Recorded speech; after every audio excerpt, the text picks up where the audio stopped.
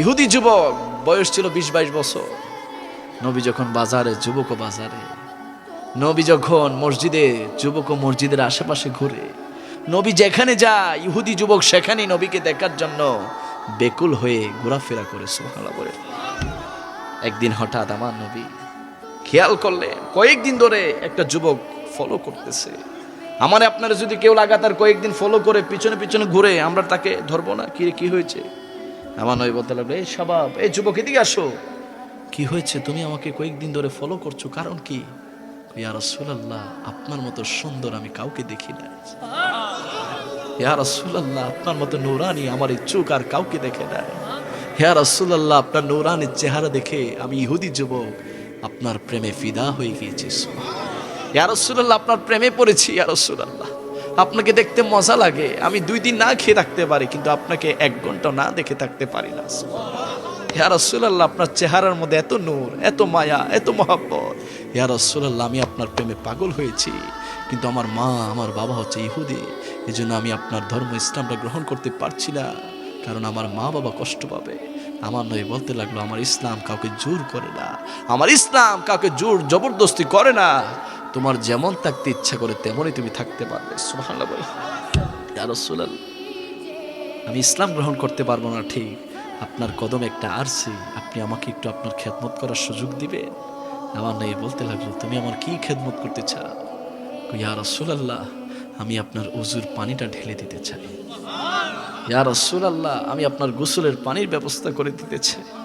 আমার নবী ওযু গোসল করে মসজিদে ঢুকবে, যুবককে বলে, তুমি তো ইহুদি, তুমি তো ইসলাম গ্রহণ করো নাই, তুমি তো মসজিদে ঢুকতে পারবে না। ইয়া রাসূলুল্লাহ, আমি ঢুকবো না। আপনি নবীর কদম মোবারকের যে জুতা মোবারক, এই জুতাগুলো আমি বুকের মধ্যে নিয়ে দাঁড়িয়ে থাকবো। কেমন ইশক, কেমন প্রেম, কেমন মহব্বত! আর আমরা কোথায়?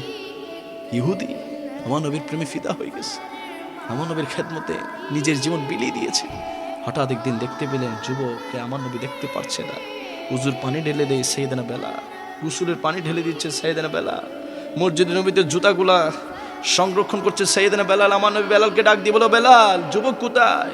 সে কোথায়? সে কি আমাকে ভুলে গিয়েছে? বেলাল রাদিয়াল্লাহু তাআলা বলে, ইয়া রাসূলুল্লাহ, যে একবার আপনি নবীর প্রেমে পড়েছে সে কখনো আপনাকে ভুলতে পারে না। ইয়া রাসূলুল্লাহ, খবর নিয়েছি।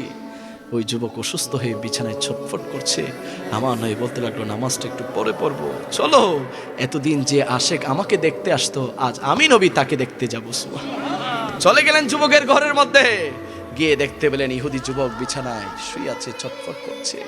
আমার নবী কাছে গিয়ে তার মাথার মধ্যে হাত বোলানোর সাথে সাথে আমার নবী চমকে উঠিয়ে বলতে লাগলেন, খুব ভয়ানক অবস্থা, যুবকের সাথে তো আজরাইল বসে আছে তার রূহটাকে কবজ করার জন্য। আমার নবী বলতে লাগলো, যুবক, আমি নবীর প্রেমে দিওয়ানা হয়েছো, আমি নবীর জন্য তুমি পিছনে পিছনে ঘুরেছো, আমি নবীর খেদমত করেছো, কিন্তু তুমি কালিমা না পড়ে মৃত্যুবরণ করবে। আমি নবী তো এটা চাই না, তুমি আমার সাথে একটু পড়ো না আমার মধুর কালিমাটা। যুবক মার দিকে তাকায়, বাবার দিকে তাকায়। ইহুদি মা বাবা বলে, আমাদের দিকে কেন তাকাচ্ছ? যেই নবীর জন্য দিওয়ানা হয়েছো, ওই নবীর কালিমাটা তুমি পড়ে নাও। আমার নবীর মুখে মুখে যুবক পড়ে নিলেন। সবাই বলি, লা ইলাহা ইল্লাল্লাহু মুহাম্মাদুর রাসূলুল্লাহ। চিৎকার দিয়ে বলি না সুবহানাল্লাহ। ওই যুবকদের মতো আমরা নবীর প্রেমে নিজের জীবন বিলিয়ে দিতে চাই কি চাই না? ডান হাত তুলে বলে, চাই কি চাই না? আল্লাহু আকবার, আলাইহিস সালাত, ইয়া রাসূলুল্লাহ, নবী যেখানে